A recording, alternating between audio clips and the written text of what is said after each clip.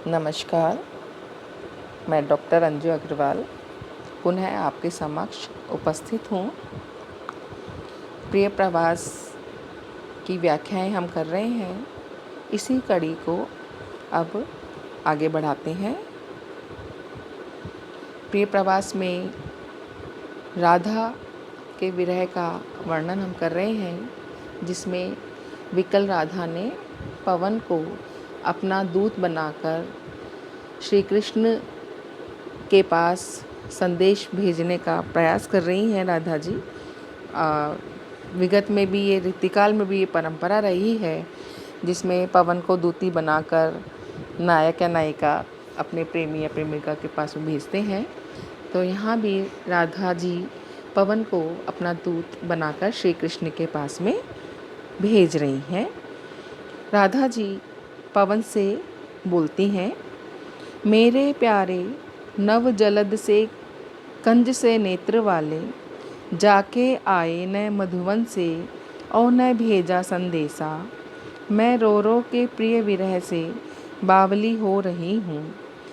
जाके मेरी सब दुख कथा शाम को तू सुना दे।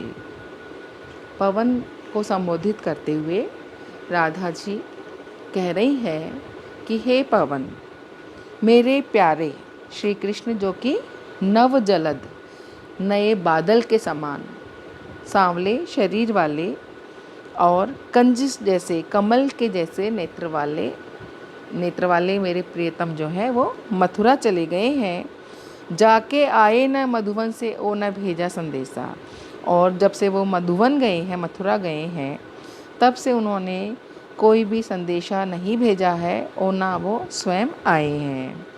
मैं रो रो के प्रिय विरह से बावली हो रही हूँ। और ऐसे में क्योंकि उन्होंने जाकर के कोई संदेशा भी नहीं भेजा, उनकी कुशल कामना मुझे पता नहीं चली, कुशल क्षेम पता नहीं चली। ऐसे में मेरा रो रो करके विरह से बुरा हाल हो रहा है। मैं विरह में बावली सी हो रही हूँ, पागल सी हो रही हूँ। जाके मेरी सब दुख कथा शाम को तू सुना दे। ये सारी मेरी व्यथा, मेरी जो व्याकुलता है, इस सब को तू जा कर के श्री कृष्ण को सुना दे कि कैसे मैं उनके बिना व्यथित हो रही हूँ, रो रो करके पागल हो रही हूँ। तू मेरा तुझसे ये विनम्र आग्रह है कि तू मेरा ये संदेश जा कर के मेरे प्रियतम श्री कृष्ण को सुना दे। हो जाए जो न यह तुझसे तो क्रिया चातुरी से, जाके रोने विकल बनने आदि ही को दिखा दे। चाहे ला दे प्रिय निकट से वस्तु कोई अनूठी।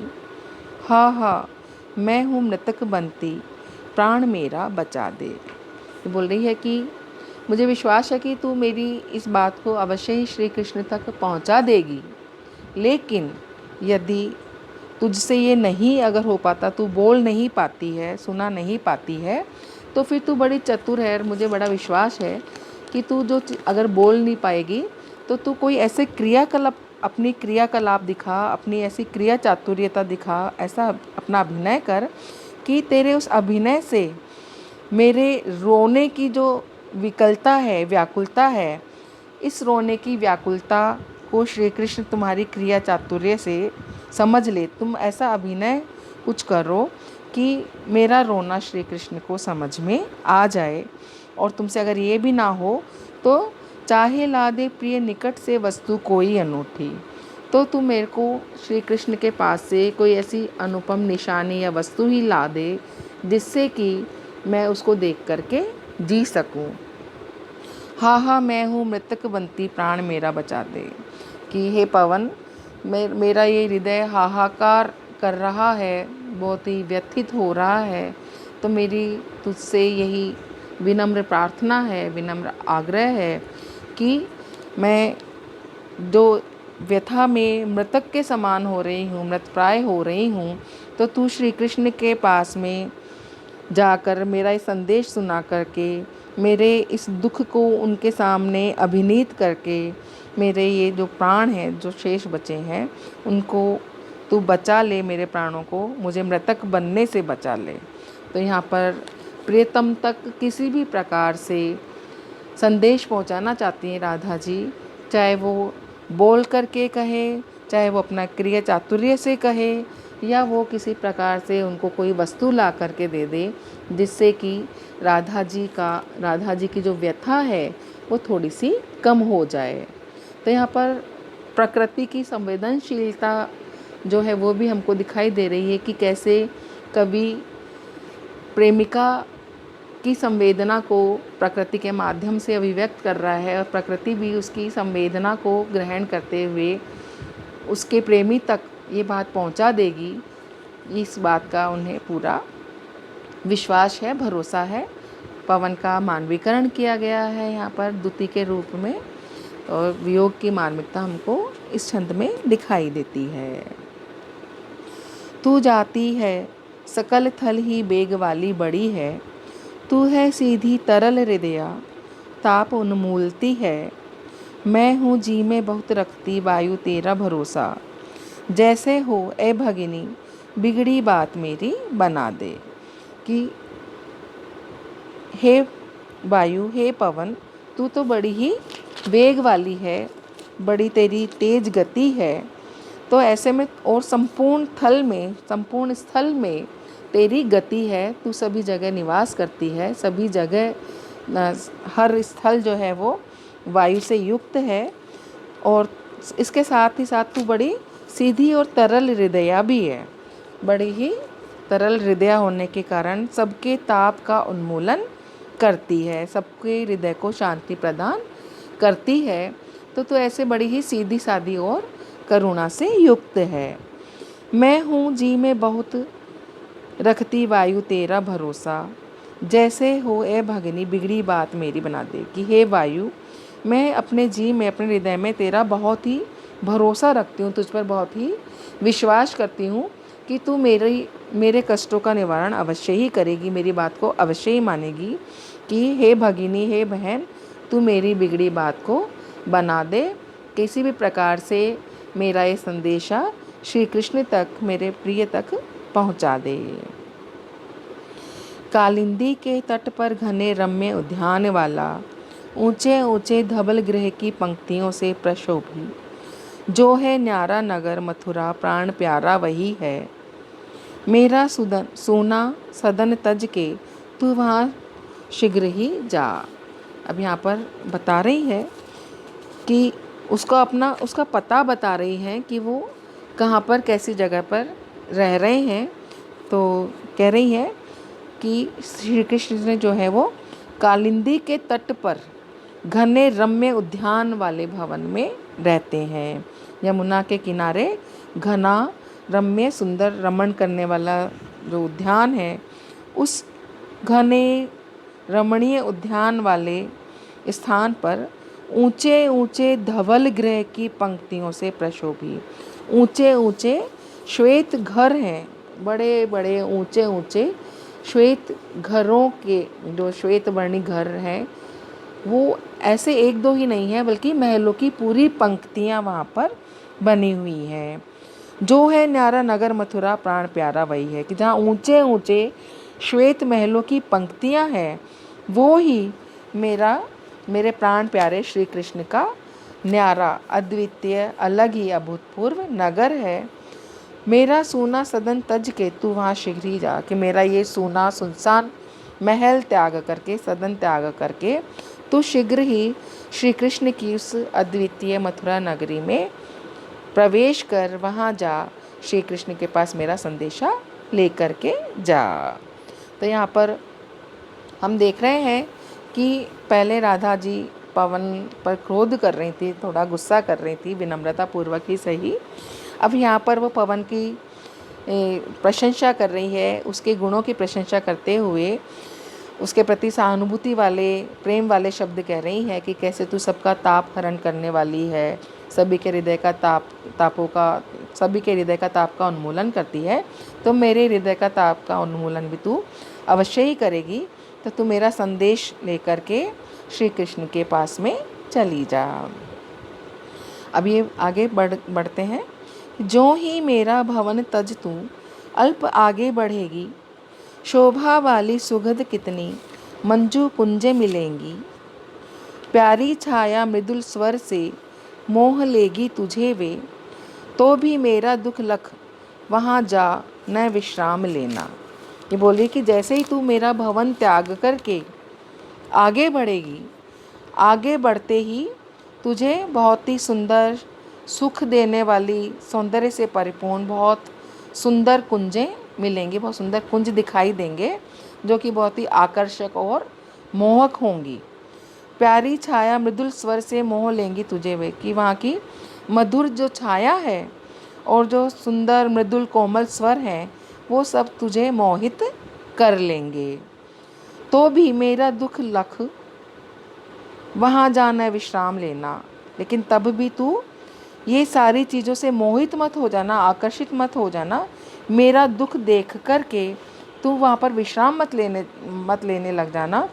तू ये याद रखना कि कैसे राधा यहाँ बहुत दुखी है और मेरे दुख को वहाँ पहुँचाने के लिए तू जा रही है। तो ऐसे में वहाँ पर सुंदर सुखदायी मनोहर कुंज में तू मधुर कलरव में विश्राम लेने के लिए मत रुक जाना। थोड़ा आगे सरस रव का धाम, सत पुष्प वाला, अच्छे अच्छे बहुदुरुम, लतावान सौंदर्यशाली, प्यारा वृंदा विपिन मन को मुग्धकारी मिलेगा। आना जाना इस विपिन से मुँह माना न होना। उसी बात को आगे बढ़ा रही है कि उसके थोड़ा और आगे जाएगी तो वही सुंदर रव वाला, रव मतलब आवाज़ वाला, सुंदर कलरव वाले, सरस रव का धाम सत पुष्पाला, सरस मीठे रस से परिपूर्ण आवाज़ वाला धाम और सुंदर पुष्पों से भरा हुआ धाम तुझको दिखाई देगा। अच्छे अच्छे बहुद्रुम लतावान सौंदर्यशाली, जहाँ की बहुत ही अच्छे सुंदर वृक्ष तुझे दिखाई देंगे, लताएं दिखाई देंगी जो कि बहुत ही सौंदर्य से परिपूर्ण है। प्यारा वृंदा विपिन मन को मुग्धकारी मिलेगा, कि प्यारा जो वृंदावन का विपिन है, जंगल है, जो कि बहुत ही मन को मुग्ध करने वाला है, मन को मुग्ध करने वाला वो वृंदावन तुझको मिलेगा। आना जाना इस विपिन से मुँह माना न होना, कि तू इसी वृंदावन से आना और जाना, लेकिन इसके सौंदर्य से मोहित होकर के वहीं मत रुक जाना। वृंदावन के सौंदर्य का वर्णन यहाँ पर राधा जी कर रही हैं कि ऐसा ना हो कि उसके सौंदर्य से मोहित होकर के, मुग्ध होकर के तुम उसी वृंदावन में रुक जाओ। तो इस माध्यम से वृंदावन के सौंदर्य की भी व्यंजना यहाँ पर कवि कर रहे हैं कि वृंदावन कितना सौंदर्यशाली है, उसकी कुंज जो है वो कितना आनंद प्रदान करने वाला है, मन को मुग्ध करने वाला है। जाते जाते अगर पथ में क्लांत कोई दिखावे, तो जाके सन्निकट उसकी क्लांतियों को मिटाना। धीरे धीरे परस करके गात उत्ताप खोना, सदगंधों से श्रमित जन को हर्षितों सा बनाना। ये बोल रही हैं कि राधा देखिए अपने विरह में भी उनका जो लोक सेवक वाला रूप है, परोपकारी जो रूप है, वो यहाँ भी विलीन नहीं हुआ है, लुप्त नहीं हुआ है। अपने दुख में भी, अपनी व्यथा में भी परोपकार उनको ध्यान है, दूसरों की पीड़ा का उनको ध्यान है। और यहाँ कह रही है कि हे पवन, अगर तू रास्ते में जा रही है और जाते जाते अगर पथ में तुझे कोई क्लांत दिखाई दे, कोई थका हुआ व्यक्ति दिखाई दे, तो जाके सन्निकट उसकी क्लांतियों को मिटाना। तो तू उसके निकट जा कर के उसकी जो भी परेशानी है, उसकी जो थकान है, पहले तू उसकी थकान को मिटाना। अपनी मधुरता से, अपनी शीतलता से जो भी व्यक्ति रास्ते में तुझे क्लांत दिखाई दे, थका हुआ दिखाई दे, तो पहले तू उसकी थकान को मिटाना। धीरे धीरे परस करके गात उत्ताप खोना, कि धीरे धीरे उस थकित व्यक्ति का, शांत व्यक्ति का स्पर्श करके उसके संताप को, उसकी थकान को, उसके शरीर के उत्ताप को, उसके शरीर के ताप को पहले मिटाना। सदगंधों से श्रमित जन को हर्षितों सा बनाना, और अपनी खुशबू से, अपनी अच्छी गंध से जो भी श्रमित जन हैं, जो भी थके हुए लोग हैं, पहले तुम उनको प्रसन्न बनाना, उनको अपनी मधुरता से, शीतलता से उसका ताप खो करके उसके थकान को प्रसन्नता में बदल देना। तो यहाँ पर राधा का परोपकारी रूप, लोकहित चिंतन करने का जो उदार उनका जो चरित्र है वो हमको दिखाई दे रहा है कि अपनी विरह में, अपनी व्यथा में, अपनी पीड़ा में भी वो लोकहित को नहीं भूली हैं। संलग्ना हो सुखद जल के शांतिहारी कंठों से, लेके नाना कुसुम कुल का गंध आमोदकारी। निध धूली हो गमन करना, उद्धवता भी न होना, आते जाते पथिक जिससे पंथ में शांति पावे। ये बोल रही है कि हे पवन, हो सुखद जल के श्रांतिहारी कंठों से, संलग्ना हो कि तुम शीतल और सुखकारी कणों से युक्त होकर और अपने साथ में नाना कुसुम कुल की गंध आमोदकारी, विभिन्न प्रकार के पुष्पों की आमोदकारी सुगंध लेकर के, खुशबू लेकर, गंध लेकर के तुम आगे बढ़ना।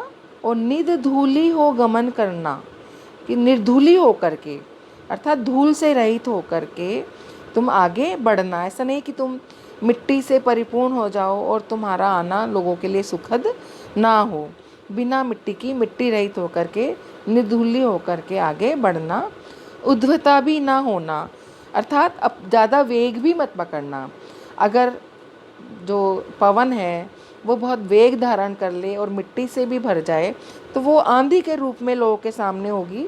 तो आंधी कभी भी किसी की थकान हरने वाली या मन को हर्षित करने वाली नहीं होती है।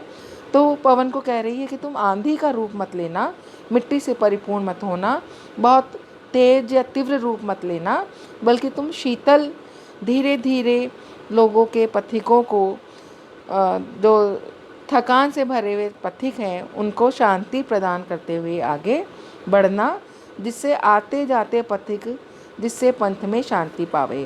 कि तुम्हारे कारण आते जाते जो भी लोग हैं वो रास्ते में शांति प्राप्त करें। ऐसे तुम आगे बढ़ते हुए मेरे प्रिय श्री कृष्ण तक पहुंचना और मेरा संदेशा पहुंचाना। तो यहाँ हम देखते हैं कि प्रिय प्रवास में हरिओद जी जो हैं वो राधा जी के सूक्ष्म वियोग का, सूक्ष्म उनकी भावनाओं का, पीड़ा की अभिव्यंजना करने की जगह राधा जी का लोकहितकारी जो रूप है वो दिखाते हैं, उदारता उनकी दिखाते हैं। तो यहाँ पर राधा जी का परोपकारी और लोकहितकारी चिंतन हमारे सामने आता है।